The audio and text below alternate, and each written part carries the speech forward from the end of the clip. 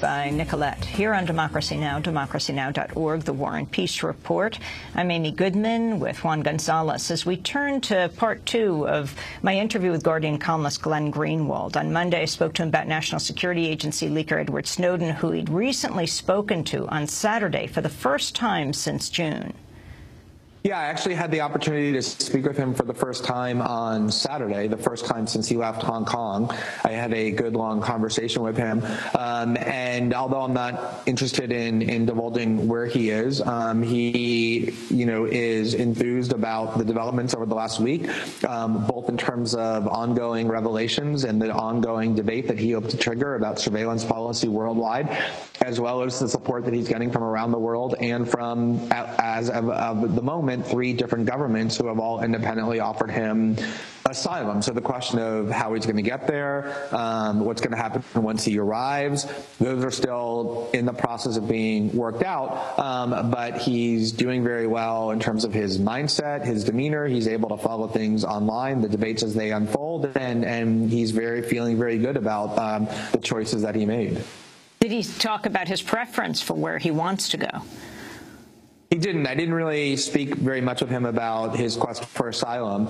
I think that he has always been fairly consistent about the fact, and there's a fantastic article, an op-ed by Daniel Ellsberg in the Washington Post today making the same point, that the crucial objective that Snowden has, just like Ellsberg had, was to make sure that he's able to participate in the ongoing debate that he triggered. And that means staying out of the custody of the United States government, which will not only put him in prison, but render him incommunicado. And so I think wherever he ends up, as long as it's somewhere that he can be heard and his voice can be heard, I think he'll be happy and fine. What, Glenn, is Edward Snowden most encouraged by as he follows the debates and the continued revelations online? The very first conversation I ever had with him, Amy, online, he said that his only fear, he only had one fear, and that was that he would sacrifice his life and take these enormous personal risks in order to make these disclosures possible and then have the world react with indifference and apathy, a kind of fear that they would just simply say, okay, well, I assume this was happening and I don't really mind. None of that has happened. There's been an incredibly intense debate inside the United States over these disclosures, all kinds of movements of reform, movements against the United States government, and in many, many other countries around the world, as we previously discussed. So he feels like what he set out to do is exactly what has happened. He said he didn't set out to destroy these systems. That's not his place. He set out to make people around the world realize what the United States government is doing to them to enable them to decide whether that's the kind of thing they're willing to tolerate. And he sees those debates happening, and he's extremely enthused and satisfied that his objective has been fulfilled. His father has been pushing for him to come back to the United States and be tried. Does Ed Snowden share those sentiments? I think that the father is concerned as a father. I actually had the opportunity to speak with his lawyer, Bruce Fine, several days ago, and is doing what most parents would do, which is simply trying to do what's best for their children. But I think the premise of that view that he ought to come back to the United States is one that Mr. Snowden vehemently rejects, and I think with good reason, which is that the United States judicial system is trustworthy and reliable to give a fair trial.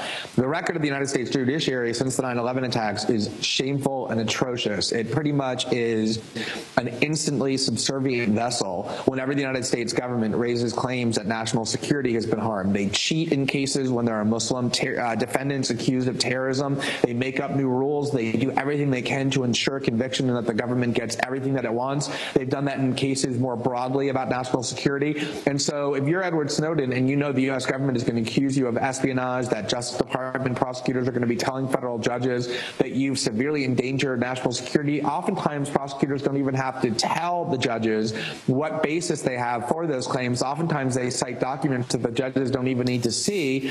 The judges are almost in every instance squarely on the side of the government. So if we had a system the way it was supposed to work, which is where the judiciary was a check on prosecutorial abuse and gave a fair trial, I think he would be willing to come back. But since nobody thinks that, or at least a lot of people don't, and Daniel Ellsberg made this point today in the Washington Post when he defended Snowden's decision to flee, saying that it was a much different country than it was 40 years ago when he went to court, I think that the chances chances that he's going to come back to the U.S. Voluntarily is extremely low. Are you concerned, Glenn, about coming back into the United States as you have revealed all of these stories of Edward Snowden, the revelations? When you have major political figures like the chairman of the House Homeland Security Committee and prominent establishment journalists publicly calling for your arrest and prosecution and debating whether or not you should be prosecuted is kind of a mainstream debate now, of course it would be irrational to dismiss the concern and just simply ignore it. At the same time, I know that I've committed no crime, that I have the full right under the First Amendment to engage in freedom of the press. And so I have lawyers who are working on the situation, and I have every intention to come back to the United States when I'm ready to do that. Glenn, you tweeted on Saturday, Edward Snowden confirmed to me today that the statement released by WikiLeaks was written exclusively by Snowden. Tell us what that statement was. He essentially had issued a statement through WikiLeaks that was somewhat, I guess you could say, rhetorically virulent in its tone, and a little bit more so than I had been accustomed to hearing him, in which he was very angry at the Obama administration for President Obama first coming out and saying that we won't do anything extreme like scramble fighter jets to take down the plane of a 29-year-old hacker, as Obama dismissively called him, only then to essentially do the equivalent of that, which is getting U.S. allies to block the plane that they thought he was on from flying over their airspace and forcing it to land in a completely different country. He was essentially, and the main point that he made, I think, is the critical one, which is that the U.S. government no longer fears Edward Snowden, just like they don't fear Bradley Manning, because Bradley Manning already did all of his leaks. Mr. Snowden has already made sure that the documents that he took will eventually be revealed in a responsible way. They're not afraid of them. What they're afraid about is two things. One, that future whistleblowers will be inspired by their example to come forward and blow the whistle on secret wrongdoing, illegality, and deceit. And secondly, that the American people will become informed about what the U.S. government is doing in the dark in their name and against them. And that's the reason that they're so desperate and extreme in what they're trying to do to Edward Snowden. Not because they're trying to stop him from doing anything in the future. He's already done what he's going to do. It's because they want to make sure that the American people, that's the real enemy, don't learn what it is that they ought to know about what their government is doing in the dark. And that was the point that he made in his statement. What about Edward Snowden's change, how his feelings have changed over the years? You know, this statement in 2009 that people have reported on, Snowden's leaking the NSA documents, appears to have come after a major change of heart on the issue of government whistleblowers. In an online chat from 2009 released by Ars Technica this week, someone using Snowden's screen name criticized the disclosure of classified government information, saying those who do so should be shot. The criticism came in response to a New York Times article based on leaked information about U.S. cyber attacks on Iran. Glenn. Well, I think a lot of people change their views over the course of years after taking more information in. Certainly people who are younger, I think, are more prone to do that. That's a healthy intellectual evolution. But, you know, we're actually going to release a new video showing excerpts of the interview that Laura Poitras and I did with him in Hong Kong on June 6th later today, in which part of the excerpt is him discussing the evolution. Remember, this is somebody who grew up in a military community in Virginia. Both of his parents worked for the United States government. When he was 21 or 22, he went and joined the U.S. Army in 2004 because he thought he wanted to fight in the Iraq War, because he thought it was a noble effort to liberate people from oppression. He then spent the next 6, 7, 8 years of his adult life working for the CIA and the NSA. So this isn't somebody born to a radical anti-American household or who was inculcated with the idea that the U.S. government is evil. Quite the opposite. He began thinking the U.S. government was the most noble government in the world and wanted to work and devote his career to supporting its policies. And it was only over time, gradually, that he began seeing all sorts of things and thought critically about them, just like Bradley Manning did, who joined the U.S. military with the same thoughts and only gradually began to see it as a force for evil. That is Mr. Snowden's evolution as well. And he finally got to the point where he realized that so much was going on that the American public was unaware of, that they were being propagandized so deceitfully, just like he had been propagandized, that he felt like he could no longer in good conscience allow that to continue. And so, of course, there's all sorts of things in his past where he expressed political views that he no longer believes and even vehemently renounces. That's true for me. That's true for all sorts of people who have a critical and open mind and who evolve in their political views. And to try and use that, as it's been done, to suggest that somehow that's strange or that undermines or impugns his motives, I think is completely irrational. To me, it really confirms and corroborates the purity of the motives that he's claiming. And finally, Glenn, it's not only the revelations that you have put out in The Guardian and that have come out other places, but they're sparking even others, I think, to go down this track. The latest NSA spying issue, another headline today, U.S. Postal Service now under scrutiny for a surveillance program of its own. The New York Times revealing the Postal Service has been carrying out a mail isolation control and tracking program which photographs every piece of mail in its system. Around 160 billion envelopes, packages, postcards documented last year. The contents never read without a warrant, but they allow investigators to learn key information, including names, addresses, return addresses, postmark locations. The information reportedly used to nab the suspect recently accused of mailing ricin-laced letters to Obama and New York Mayor Bloomberg. Leslie James Pickering, the former activist with the Earth Liberation Front, who now owns a small bookstore in Buffalo, recently learned his mail was being monitored after a surveillance order was accidentally delivered to his door. Can you respond to this?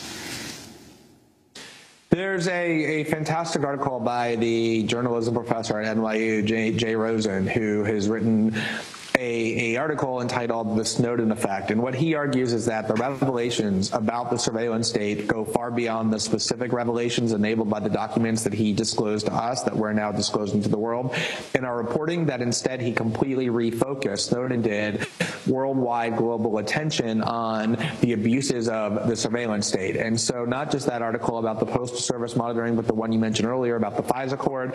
There's articles in Le Monde last week about how the French are mass surveilling their own citizens' electronic communications, all sorts of revelations coming forward. One in the Washington Post today about how the Pentagon is engaged in domestic propaganda, monitoring websites for what they consider to be extremist political activity. This tidal wave of revelations that clearly have come from the sea change that has resulted in how we think about surveillance as a result of Mr. Snowden's whistleblowing and the reporting of ours that it enabled. And I think that that's really ultimately going to be the most profound effect. People are thinking differently about how their government spies on them, the nature of government secrecy, whether they want to trust their government, why journalism has failed to uncover these sorts of things, why we needed someone like Mr. Snowden to risk his life and throw away his liberty in order to come forward and bring it to our attention. I think this is all going to have very profound repercussions for a long time to come. And what about Snowden saying he could wiretap the president? People using this as critics to say he's delusional. In fact, do you think that is true, what he said? I know that it's true. The United States government collects all emails and telephone calls that transit its network, all of them, billions every single day, literally billions every single day. Once they collect them, they then store them. The programs that NSA analysts have at their keyboard are ones that enable them to do searches by email, by IP address, by telephone number, by name. And once you enter those search terms, you find and then can invade and access all of those communications that match the search. And so exactly as Mr. Snowden said, if you have the email address of the President of the United States, because his email is transiting in ingress and egress points, the communication system of the United States, it's being stored by the NSA by definition and therefore is accessible to the NSA. It doesn't mean that it's illegal to do it, but any NSA analyst has the physical and technological capability to do that exactly as Mr. Snowden said. That was Guardian columnist Glenn Greenwald. You can go to my first part of the interview with him on Monday's show at democracynow.org. When we come back from break, we'll be joined by Ecuador's Foreign Minister, Ricardo Patino. We'll talk to him about Snowden's bid for asylum in Ecuador, as well as NSA spying in Latin America and around the world. Stay with us.